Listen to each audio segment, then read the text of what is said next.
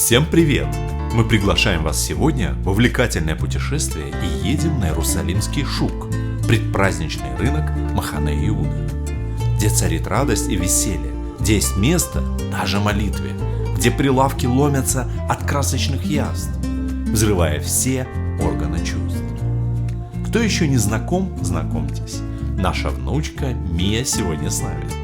Как выяснилось, она не знает, что такое рынок. Самое время ее познакомить с этим уникальным местом. Но к рынку нужно еще добраться, и красавец Иерусалимский поезд нам помощь. Поехали! Будем смотреть на Иерусалим из его окон.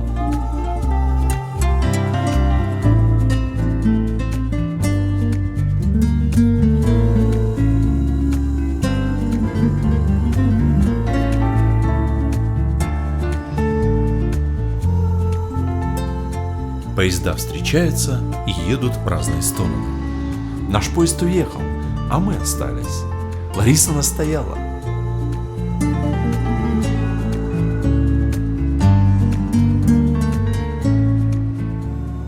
Надеемся, что вы не расстроитесь, если мы ненадолго прервемся и покажем вам уголок нетронутой природы в тисках урбанистики и город с высоты полета коптера Миши.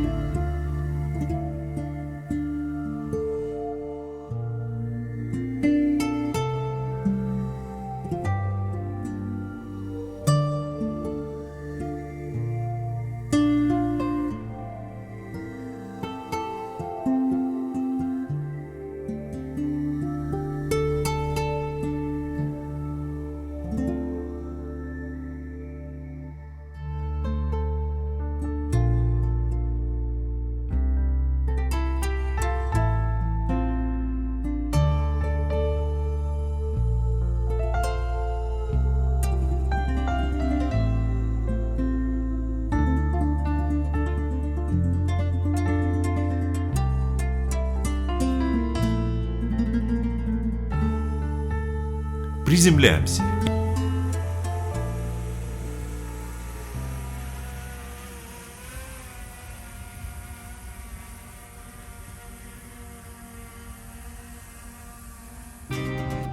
И уже бежим к поезду.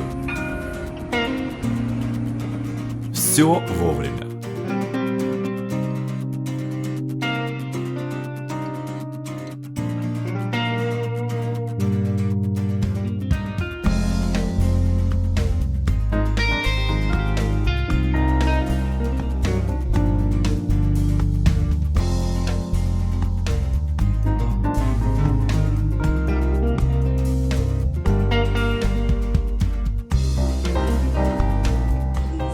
На рынок мы ездили дважды, в пятницу сами и в понедельник с Мией.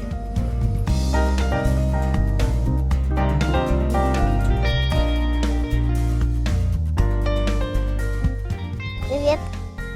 Странная 9-метровая скульптура из белых металлических труб под названием Вера. Лариса, привет. Привет, ребят. Лариса, я не помню, куда мы едем сегодня. Я скажу еще, мы идем в Хаг-Пурим сегодня. Хаг-Пурим – это веселый праздник Пурим. Вот Мия и дурачится.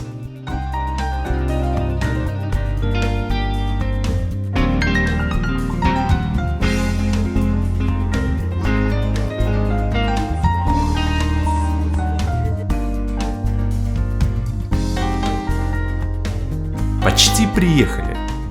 Вокруг суета-сует, а в его мире все спокойно. В пятницу рынок очень музыкальный, буквально музыкант на музыканте. Скоро убедитесь сами.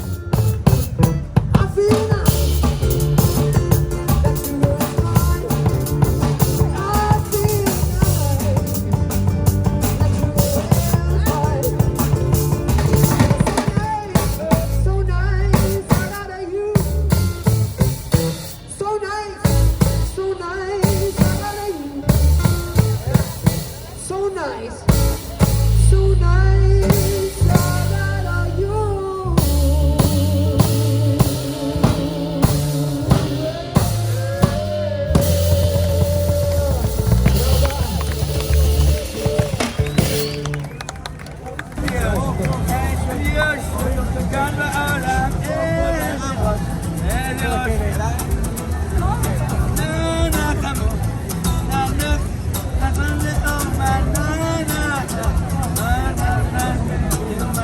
Одна из двух центральных рыночных улиц – улица Махане Иуда. Дорогие друзья, мы сегодня специально, сознательно в пятницу пришли на рынок Махане Иуда, и вы видите, сколько здесь людей. Хотели показать вам атмосферу иерусалимского рынка Махане Иуда в пятницу. В пятницу на рынке ортодоксальных иудеев особенно много.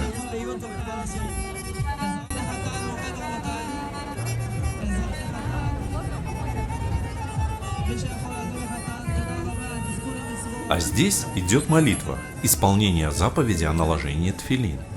Тфилин от слова тфила – молитва.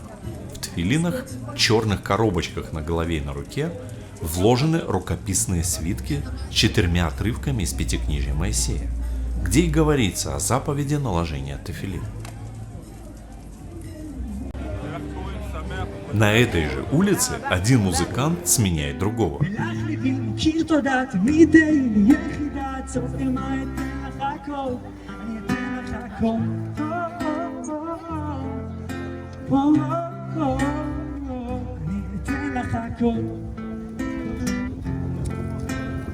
Иногда происходит накладка.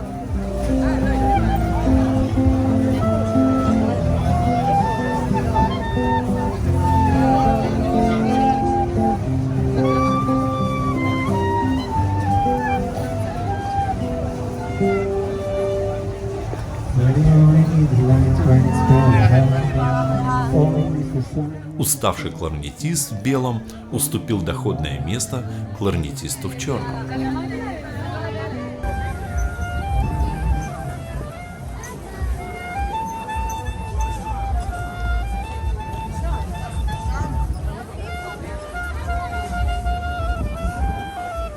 Пятница рынку придает особое настроение. Здесь и молитва, и музыка, и танцы, веселье по полной программе.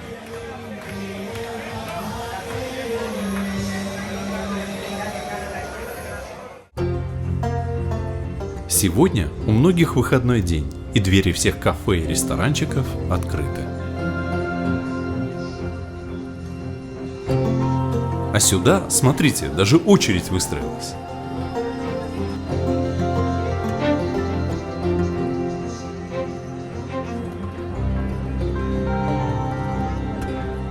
Занятые хозяйки могут приобрести традиционные блюда, требующие временных затрат. И поверьте, все вкусно.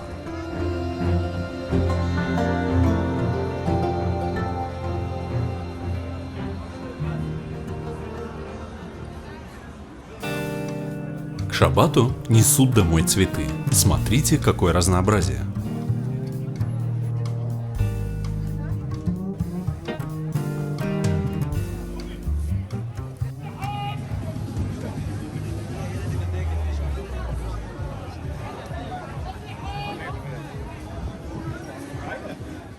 Ну что сказать, это самый, пожалуй, старейший и уникальный рынок всего Израиля. Рынок Махане Иуда. Здесь есть все. Зелень, овощи, фрукты, соки, восточные сладости, конфеты, алкоголь и закуски, хлеб, сухофрукты, финики, мед, шум, музыка, смех, крики торговцев.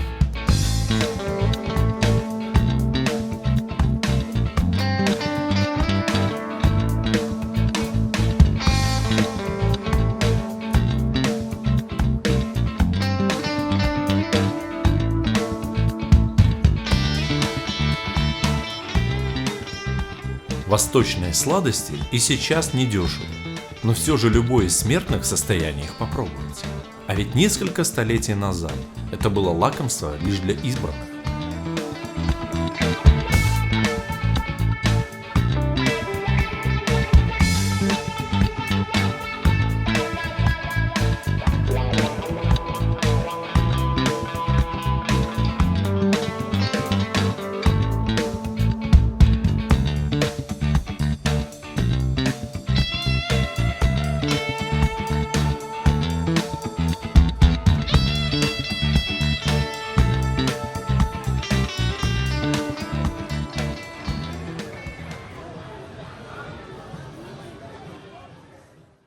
Когда-то в начале начал все товары раскладывали здесь прямо на земле. И жители ближайших районов очень этому радовались. Ну, не тому, конечно же, что на земле, а тому, что есть какая-то торговая точка, можно так сказать. И не нужно идти в старый город за несколько километров, а потом обратно возвращаться с нагруженными товарами. Итак, где-то в конце 80-х годов стихийно появился здесь рынок. В конце 80-х годов 19-го столетия, конечно же. Что-то рассказывать в такой атмосфере, когда тебя все отвлекает, совсем нелегко.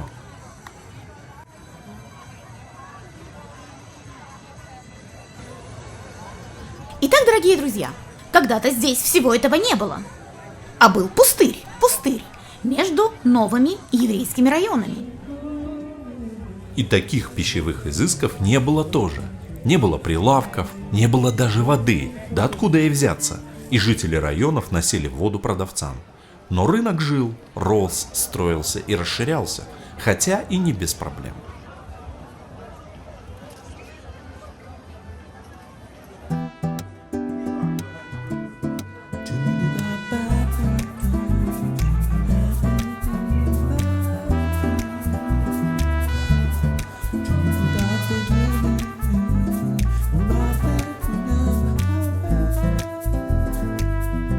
Халва из эфиопского кунжутного семени.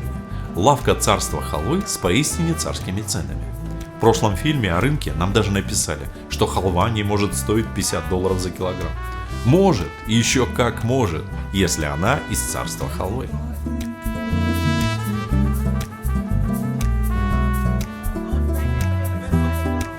Цены в шекелях крупным планом.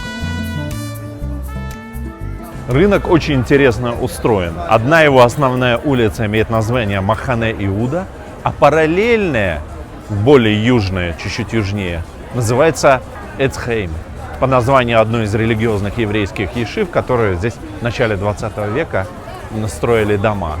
И между двумя вот этими основными улицами, не крытой Махане Иуда и крытой Эцхейм, есть всякие переулочки. И они имеют такие фруктовые названия.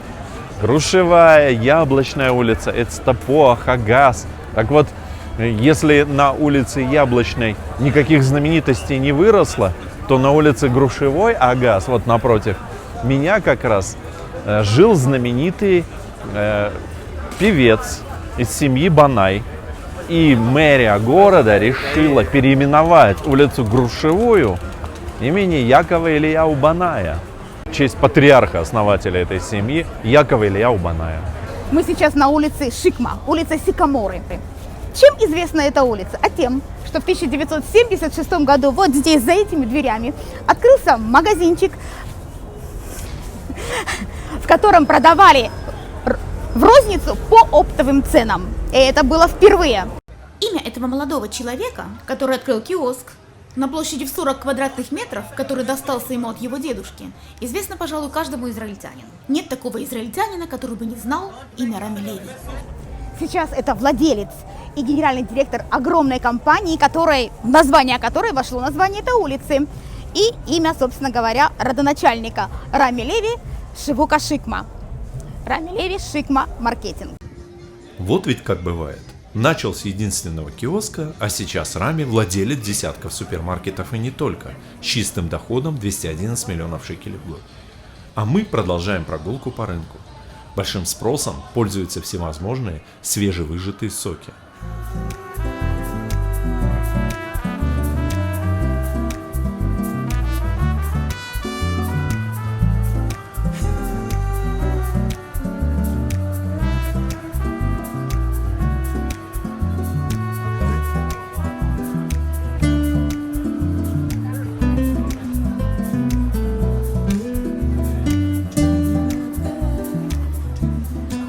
Это бренд под названием Этрог Мэн. Этрог – это особенный цитрус. Мэн здесь особенный тоже. Сам пьет, танцует, другим наливает. Его веселый настрой передается по воздуху.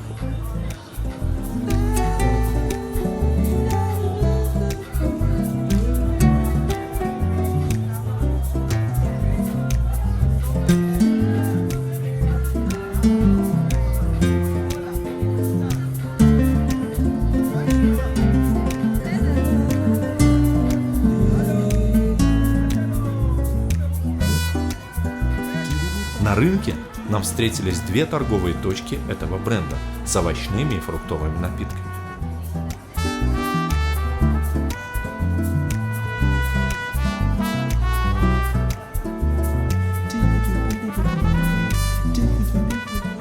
Дети полезным соком предпочитают подкрашенную ледяную воду с разными вкусами.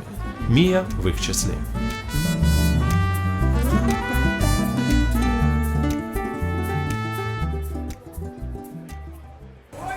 Я стою на крытой улице Эцхаи. И 26 лет назад мы впервые пришли сюда еще молодыми репатриантами и ощутили атмосферу этого рынка. Тогда рынок был совсем другой. Сейчас он очень поменялся. Но тем не менее очень интересно и сейчас прийти, вспомнить то время старое. Когда-то мы приходили за дешевыми сюда товарами, здесь было просто дешевле купить, чем в супермаркете. А сейчас мы приходим за качеством и комфортом сюда. Просто отдыхать, потому что это уникальная атмосфера. Много кафетериев, магазинов, ресторанчиков. Здесь просто можно все попробовать, чуть-чуть увидеть и получить хорошее настроение.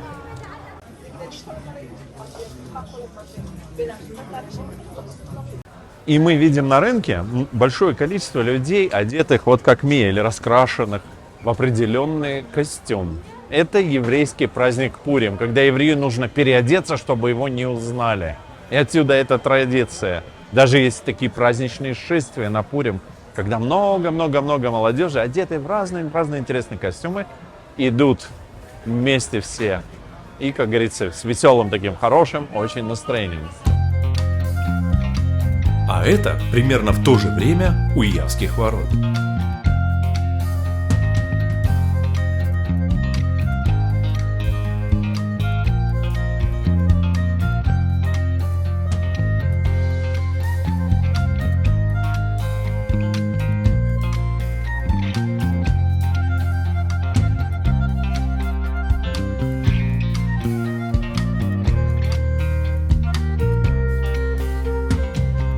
Вообще праздник Пурим – это уникальный праздник.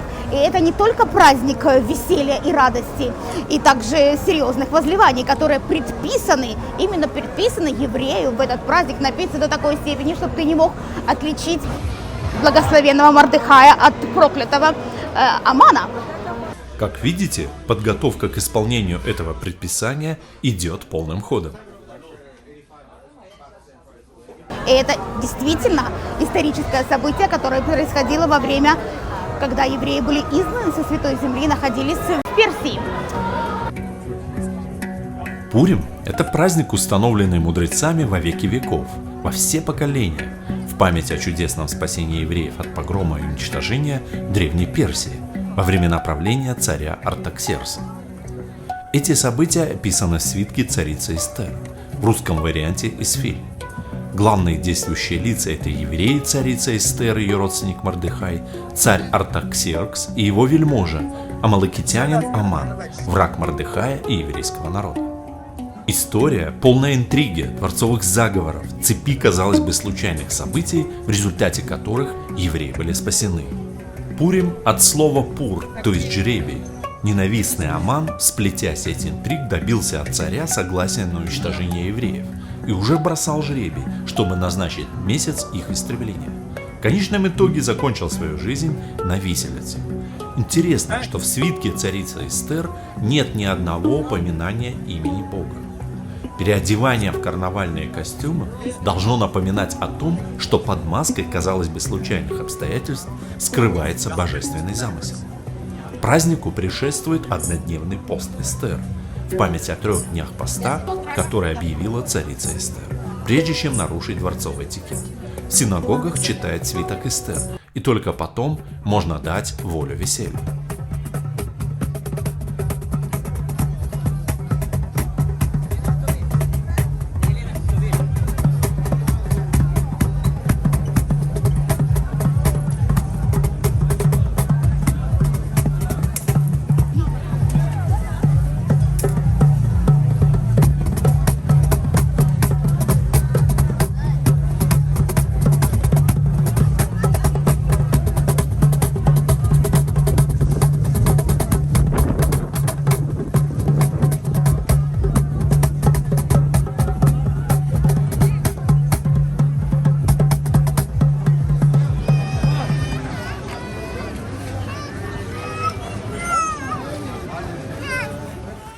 интересная традиция, это прежде всего Пурим-шпили, театрализованное представление, которое рассказывает именно эту историю из свитка царицы Эстер. И, кстати, мало кто знает, я сейчас скажу интересную вещь, что Русский национальный театр, вернее, первая пьеса Русского национального театра называлась «Артаксерова действо». И как раз-таки была описана именно вся эта история. И шла она 10 часов, потому что царь Алексей Михайлович так радовался, так был заинтересован этой всей историей, что заставлял снова и снова актеров исполнять это действие. Очень интересная вещь. Так что одна из основных традиций – это Пурим-шпили. Еще очень важно, как я уже сказала, возлияние, много и много пить на этот праздник.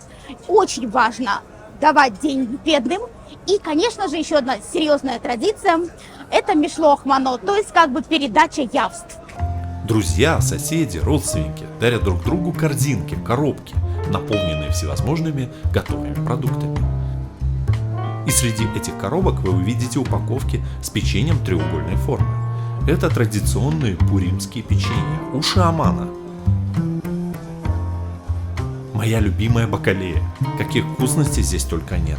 Здесь мы купим мед, оливки, бутылочку вина купим тоже.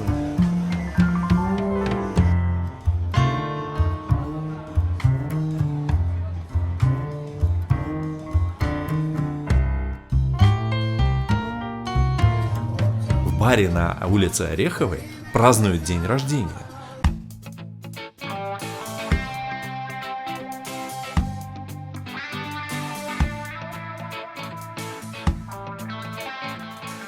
Пусть все будут такими же счастливыми и веселыми, как эта беззаботная молодежь. Подписывайтесь на наш канал и не забывайте нажать на колокольчик, тогда вы будете получать уведомления о новых видео. Ждем ваших лайков и комментариев. Становитесь нашими спонсорами, пользуйтесь кнопкой «Супер спасибо». Из Иерусалима всем большой израильский шалом!